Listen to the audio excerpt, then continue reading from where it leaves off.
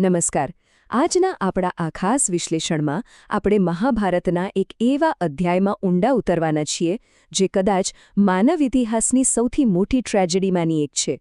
આપણે વાત કરી રહ્યા છીએ કુરુક્ષેત્રના યુદ્ધના 16મા દિવસની. આ કોઈ સામાન્ય યુદ્ધ નહોતો. આ લડાઈ હતી કર્મોની, એના ભયાનક પરિણામોની અને એવી ખતરનાક પ્રતિજ્ઞાઓની જેણે આખી પેઢીઓનો સફાયો કરી નાખ્યો. તો ચાલો જોઈએ કે કેવી રીતે ભૂતકાળના કર્મો વર્તમાન પાસે પોતાનો હિસાબ માંગે છે. 90. જરા વિચારો, આ માત્ર કોઈ આંકડો નથી. આ છે કૌરવ સેનાની ભયાનક હતાશાનો જીવંત પુરાવો. દુર્યોધનના 100 ભાઈઓમાંથી 90 ભાઈઓને ભીમ અત્યાર સુધીમાં યમલોક પહોંચાડી ચૂક્યો છે. જરા કલ્પના તો કરો એ રણભૂમિની જ્યાં માત્ર એક જ યોદ્ધાએ 90 ભાઈઓનો ખાત્મો બોલાવી દીધો છે. કૌરવ સેનાનું મનોબળ હવે સાવ તળિયે છે અને દુર્યોધનની નજર સામે જ એના સપના ધૂળમાં મળી રહ્યા છે. અને બરાબર આ જ ભયાનક માહોલ વચ્ચે થાય છે કુરુક્ષેત્રના 16મા દિવસનો સૂર્યોદય. હવામાં એક અજીબ પ્રકારનો સન્નાટો અને ભારેપણ છે. આ કોઈ સામાન્ય સવાર નથી.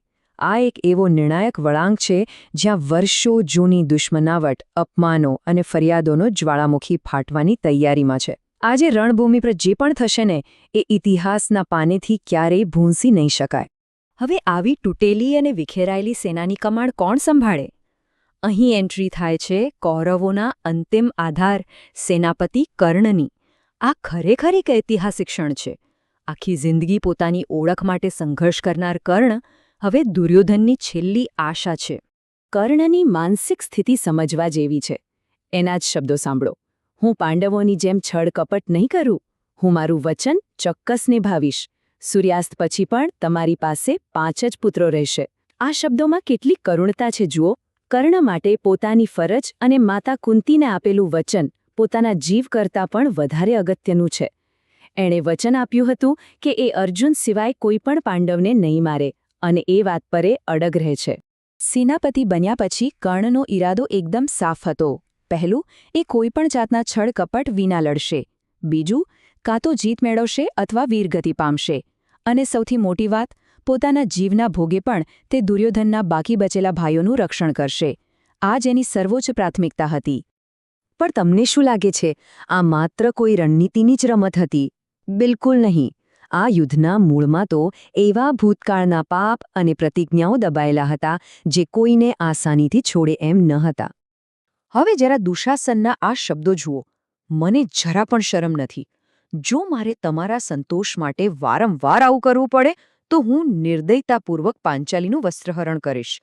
સાંભળીને જ રૂંવાડા ઊભા થઈ જાય ને.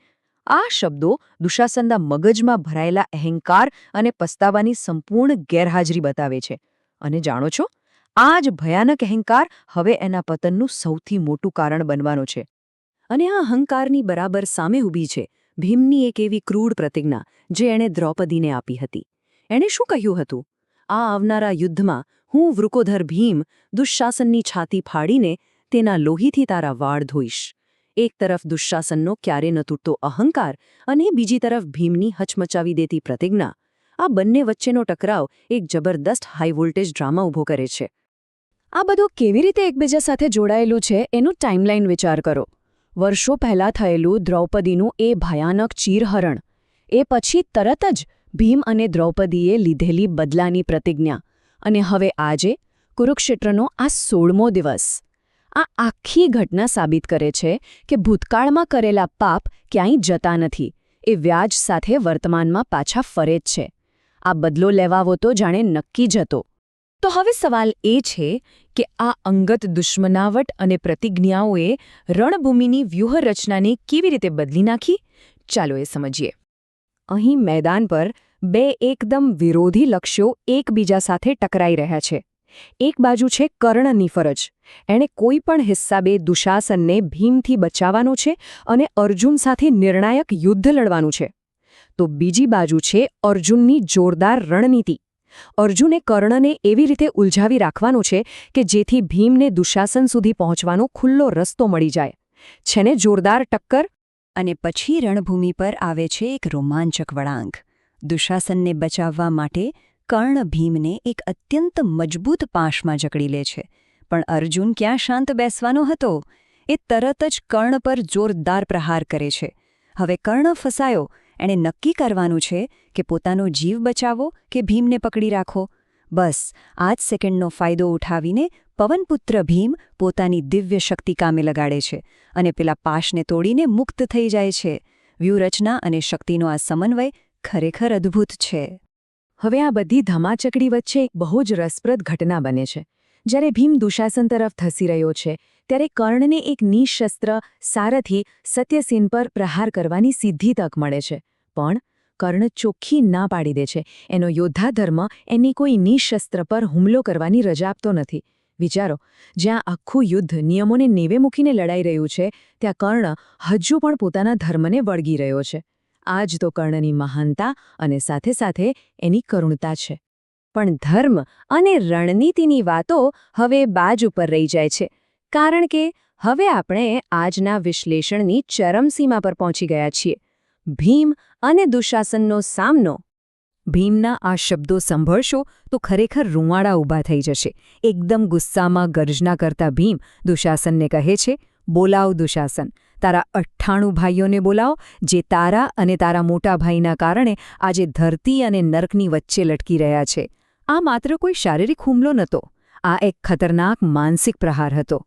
ભીમ એને યાદ અપાવી રહ્યો હતો કે એના એક પાપની સજા આખા કુળે ભોગવવી પડી છે. અને પછી આવે છે આ ભયાનક આંકડો 99.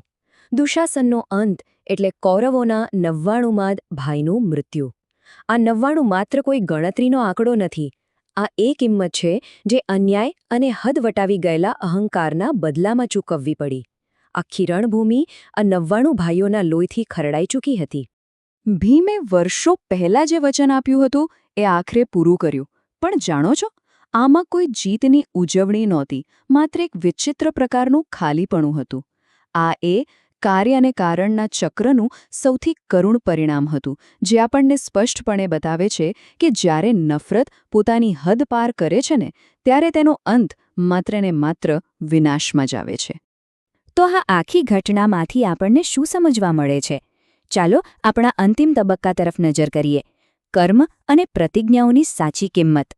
અને અંતે એક એવો સવાલ ઊભો થાય છે જેના પર આપણે બધાએ વિચારવા જેવું છે.